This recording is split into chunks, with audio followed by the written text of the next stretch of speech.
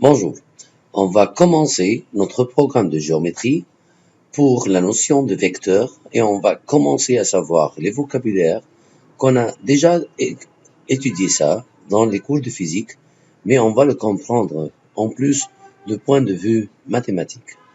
C'est notre unité 3 sur les vecteurs et c'est notre premier cours. Alors, quelle est la différence entre quantité scalaire et quantité vectorielle? La quantité scalaire, on a besoin seulement d'une valeur, comme la distance, comme le temps.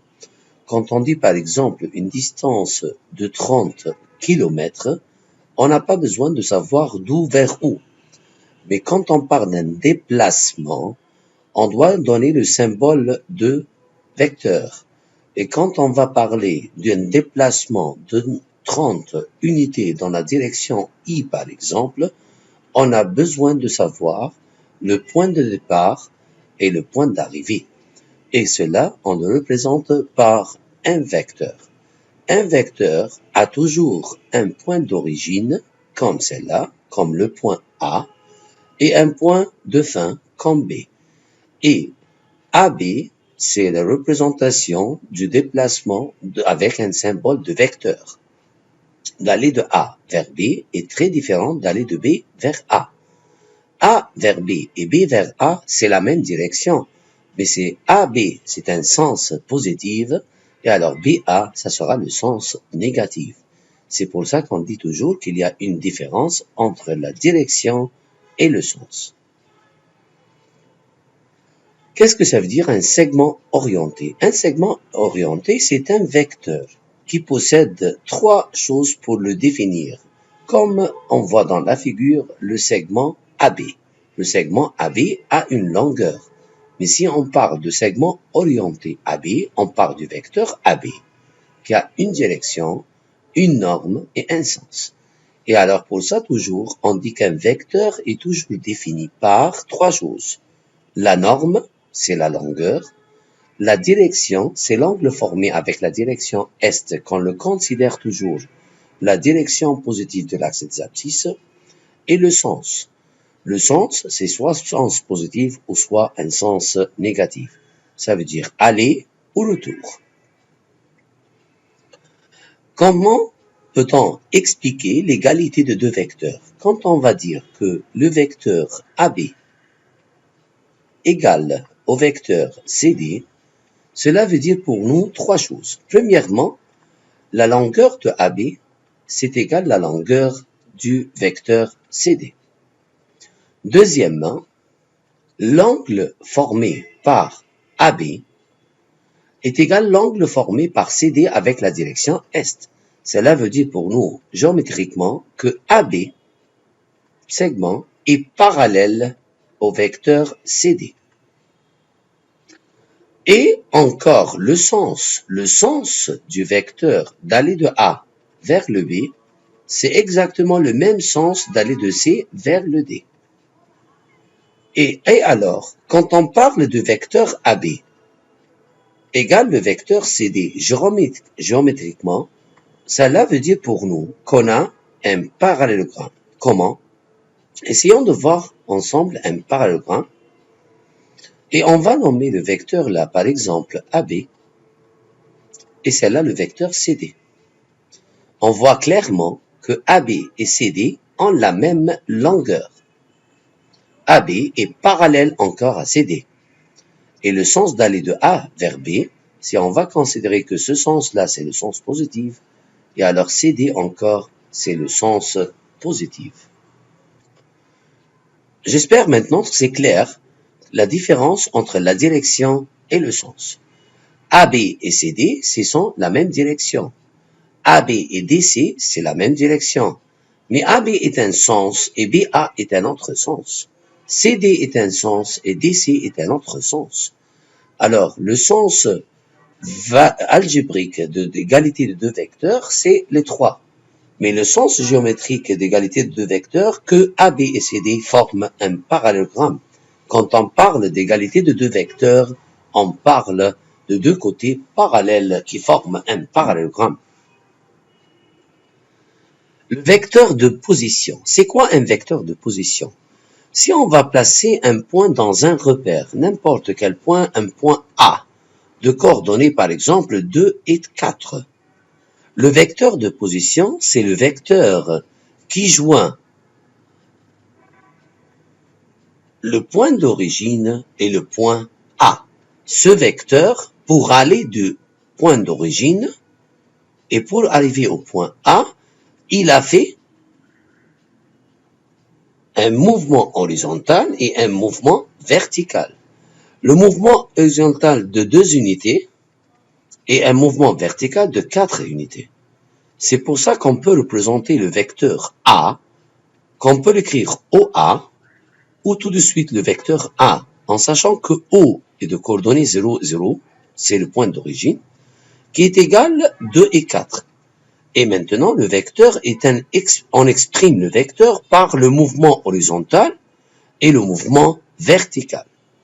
Pour savoir la norme d'un vecteur, OA, par exemple, qu'on a dit qu'on peut l'écrire A, le symbole de norme, ce sont les 2 traits qu'on va l'écrire maintenant. Cela veut dire pour nous la longueur du vecteur A, qui est égale racine carrée du mouvement horizontal au carré plus le mouvement vertical au carré, ce qui va donner 4 et 16, 20, et alors c'est racine de 20, qu'on peut l'écrire à la fin de racine de 5. Alors, n'importe quel vecteur qui a, par exemple, A de coordonnées A et B, sa norme, tout de suite, est égale racine carrée de A au carré plus B au carré. J'espère qu'on a bien compris comment trouver la norme d'un vecteur. Et alors ça, c'est la notion pour trouver la norme d'un vecteur. On continue. La forme d'un vecteur. Comment représenter un vecteur? On a déjà discuté pour la représentation sous la forme des coordonnées. Un vecteur A, par exemple, on peut le représenter sous la forme 3 et moins 4. Cela veut dire pour nous que celle-là, c'est un vecteur de position, on peut l'écrire OA, ou on l'écrit tout de suite A, qui a fait un mouvement horizontal de 3 unités et un mouvement vertical de moins 4 unités. Ou on peut l'écrire sous la forme de la base unitaire. La base unitaire, on considère toujours que l'axe des X, c'est la direction I, et l'axe, cela veut dire le mouvement horizontal, et l'axe des Y, c'est la direction J, c'est le mouvement vertical. Et alors, le vecteur A, on peut l'écrire autrement, 3 dans la direction I, plus moins 4 dans la direction J. Ça, c'est la représentation de vecteur avec la base unitaire. Et qu'est-ce que ça veut dire pour nous la forme polaire d'un vecteur? La forme polaire d'un vecteur, cela veut dire pour le même vecteur, c'est de chercher la norme du vecteur. La norme du vecteur A, cela est égal à racine carrée 3 au carré plus moins 4 au carré, ce qui va donner 9 et 16, 25, dont la racine c'est égal à 5, unité de longueur. Et on cherche l'angle formé par ce vecteur. Si on veut imaginer un peu la forme de ce vecteur, voilà la direction OI, voilà la direction OJ, et notre vecteur fait un mouvement de 3 unités horizontales et 4 unités verticales, vers l'en bas. Et alors, il a fait 3I, et pour descendre en bas, il a fait moins 4J. Et celle-là, c'est l'angle formé par le vecteur, c'est la direction du vecteur. Comment trouver cet angle-là? On fait tangente de l'angle θ, qui est égal la direction verticale, moins 4 sur 3. C'est exactement la pente. La pente, c'est toujours Y sur X. Moins 4 sur 3, quel que soit l'angle, et alors θ est égal à shift tangente de moins 4 sur 3. Et pour ça que la forme polaire du vecteur A, on peut l'écrire maintenant. 5, c'est la norme, et la mesure de l'angle θ. Et on préfère que l'angle θ, c'est mesuré en radians. Et alors, pour arriver de degrés en radians, on prend l'angle en degrés, on va le multiplier fois pi sur 180. Et alors maintenant, la question, comment écrire le vecteur sur les trois formes? La forme de coordonnées, c'est la première forme. La forme de base unitaire, c'est la deuxième forme. Et la forme polaire, c'est la troisième forme. Alors, maintenant, on a un exercice qu'on va essayer vous-même de le faire.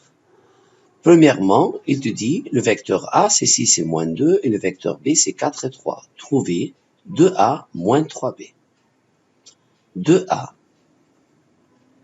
moins 3B veut dire pour nous 2 fois le vecteur A, qui est égal à 6 et moins 2, moins 3 fois le vecteur B, qui est égal à 4 et 3. Et comme ça, on travaille avec la forme des coordonnées. Le 2, on va le distribuer sur le mouvement horizontal et le mouvement vertical. Ça veut dire on va doubler le mouvement horizontal et doubler le mouvement vertical. Ça donne 12 et moins 4. Moins 3, on peut laisser plus à l'extérieur et je veux distribuer le moins 3. Moins 3 fois 4, ça fait moins 12. Moins 3 fois 3, ça fait moins 9. Et après, on ajoute le mouvement horizontal au mouvement horizontal. Et on ajoute le mouvement vertical au mouvement vertical. Et alors pour ça que le vecteur toujours, on exprime toujours le vecteur par son mouvement horizontal puis son mouvement vertical. 12 et moins 12, ça fait 0. Moins 4 et moins 9, ça fait moins 13. Pour l'exercice B, comment exprimer un vecteur C qui est égal à 11 et 5 en fonction de A et B? Cela veut dire utiliser A et B pour définir C. Essayons de voir cet exercice ensemble. Maintenant, on va le prendre et sur un nouveau slide, on va essayer de le coller et on va essayer de faire seulement la partie B parce que c'est une question très importante. Il te dit par exemple que C, cela est égal à une valeur de A plus une autre valeur de B. Et notre inconnu, c'est la valeur de K et la valeur de M. Et on va exprimer la valeur de C. La valeur de C, c'est 11 et 5. On ne connaît pas le K. Le A, c'est 6 et moins 2. Plus M, c'est inconnu, fois 4 et 3. On n'a qu'à lire le mouvement horizontal seul et le mouvement vertical seul. Alors, on a 11 est égal K fois 6 plus 4M. Et on a le 5 est égal moins 2K plus 3M. Maintenant, c'est comme un système de deux équations à deux inconnus et on n'a qu'à résoudre les équations ensemble. Et alors, on va penser à faire équation 1 plus 3, ça veut dire on va multiplier cette équation par 3. Alors, 11 plus 3 fois 5, ça fait 15, plus 11, ça donne 26. 6K moins 6K s'en va ensemble. 4M plus 9M, ça donne 13M. Cela veut dire pour nous que M est égal à 2. On va remplacer le M par 2 pour obtenir la valeur de K. Et alors 5 est égal à moins 2K, plus 3 fois 2, ça fait 6. Ce qui donne 5 moins 6 moins 1. Et alors le K est égal à 1,5. À la fin, on peut dire maintenant, finalement, que C est égal à KA, ça veut dire moins, ça veut dire 1,5 A, plus 2 fois B. Et comme ça, on a exprimé le C en fonction de A et B. Alors, dans cet exemple, il te demande d'exprimer chacun des vecteurs suivants en fonction de vecteurs unitaires de base, puis trouver sa norme. On va continuer encore à trouver encore sa forme polaire. Je veux essayer de faire la première seulement et vous allez essayer vous-même de faire les trois autres. Alors pour le vecteur M, pour l'exprimer en fonction des vecteurs unitaires, ça veut dire au lieu de moins 3 et 4, ça sera moins 3i plus 4j. Ça, c'est la forme de base unitaire. Et après, on va trouver sa norme, la norme de M, égale racine carrée de 3 au carré, c'est 9, plus 4 au carré, c'est 16, ce qui donne 5. On a su comme ça la norme. On a besoin encore de savoir la tangente de l'angle θ, qui est égale toujours y sur x. Ça veut dire 4 sur moins 3, et en faisant θ, shift tangente de 4 sur moins 3, tu vas trouver un angle en degrés, minutes, secondes. Tu peux le mettre après en radian en multipliant cette valeur fois pi sur 180, et comme ça tu peux exprimer en forme de polaire 5 et la valeur de l'angle θ en radian. Et comme ça tu peux faire le N et l'exercice B, C, D de la même manière chez toi. Maintenant, comment peut-on dire que deux vecteurs sont parallèles? On dit que les deux vecteurs sont collinières. Collinières, ça veut dire parallèles.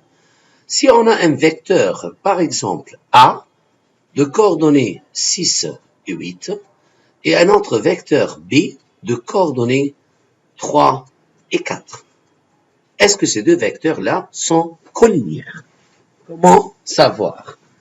On peut le faire en utilisant les pentes, parce qu'on sait que la direction de ce vecteur, sa pente, est égale, la pente est égale toujours y sur x.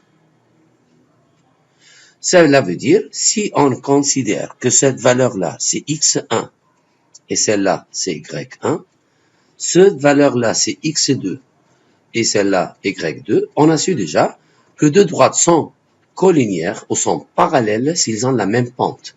Cela veut dire pour nous que y1 sur x1 est égal à y2 sur x2. Et ça, c'est vrai. Vraiment, 8 sur 6, c'est égal à 4 sur 3. Ça, c'est une méthode.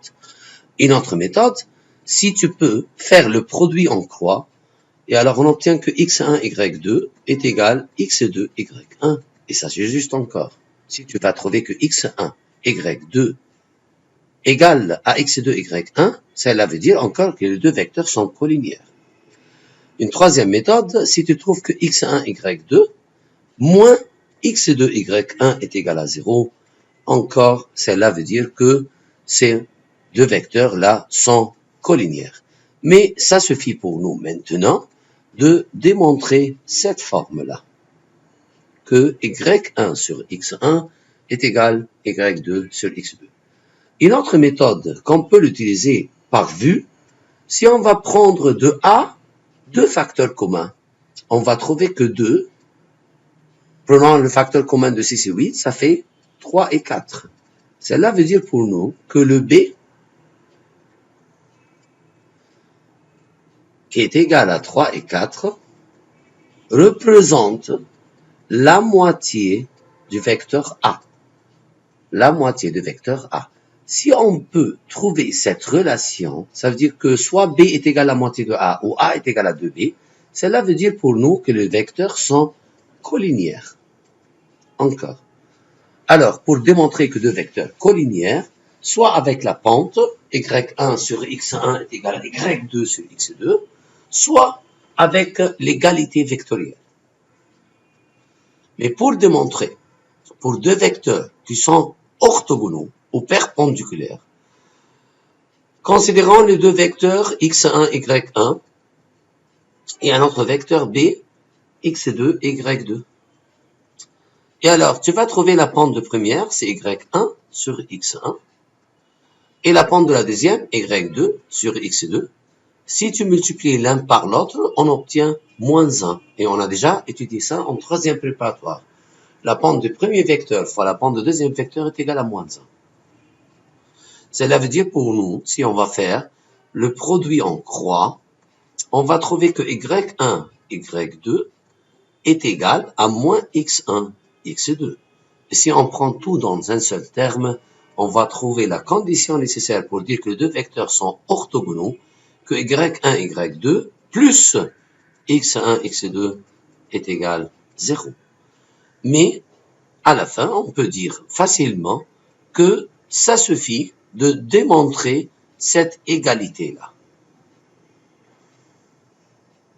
C'est facile de trouver cette égalité que y1 sur x1 fois y2 sur x2 est égal à moins 1. Alors, des exercices pareils, on a une inconnue ici, comme vous voyez, c'est le cas, et on veut trouver le cas pour démontrer ou vérifier la relation donnée. La première relation ici, c'est donner que trouver la valeur de K pour que A et B soient collinéaires ou A est parallèle à B. Pour que A est parallèle à B, on a la condition que Y sur X est égal à Y sur X. Alors, 5 sur 2 est égal à moins 4 sur K. En faisant le produit en croix, on trouve que K est égal à moins 8 sur 5. C'est tout. Mais pour qu'il soit perpendiculaire ou orthogonal, les deux vecteurs soient orthogonaux, on a 5 sur 2 fois moins 4 sur K doit être égal à moins 1. Cela veut dire pour nous que moins 20 est égal à moins 2K. En divisant par moins 2, alors le K sera égal à 10. Et comme ça, on peut trouver la condition nécessaire pour trouver la valeur K, dépendant sur la relation soit parallélisme ou orthogonal. On continue. Ici maintenant, on a un exercice, c'est donner le vecteur A, le vecteur B, le vecteur C, et tu dis de montrer que A est parallèle à B, B est perpendiculaire à C, et C est perpendiculaire à A. Je vous laisse le temps pour essayer vous-même de trouver les relations entre les trois vecteurs. Maintenant, j'espère qu'on a tous essayé. Alors, pour A et B, il demande qu'ils soient orthogonales. On a A, sa pente du vecteur A est égale à 6 sur moins 4. La pente du vecteur B est égale à moins 9 sur 6. Par simplification, on trouve que ça c'est égal à moins 3 sur 2 et ça c'est égal à moins 3 sur 2. Et c'est pour ça qu'on peut dire que A est parallèle au vecteur B. Deuxièmement, il demande la relation entre B et C. Pour C, B, on a déjà trouvé, c'est moins 3 sur 2. On va trouver celle de C, la pente de C, c'est 2 sur 3. Et vraiment, si on va multiplier ça par ça, on trouve que la pente de B fois la pente de C est égale à moins 1. Donc, on peut dire que B, comme vecteur, est perpendiculaire au vecteur C. Maintenant, la dernière, C et A. Et alors, on a la pente de A fois la pente de C doit être égale à moins 1. Essayons deux fois, c'est moins 3 demi toujours, fois 2 tiers, qui est égal à moins 1. Et c'est pour ça que A, comme vecteur, est perpendiculaire au vecteur C. Merci.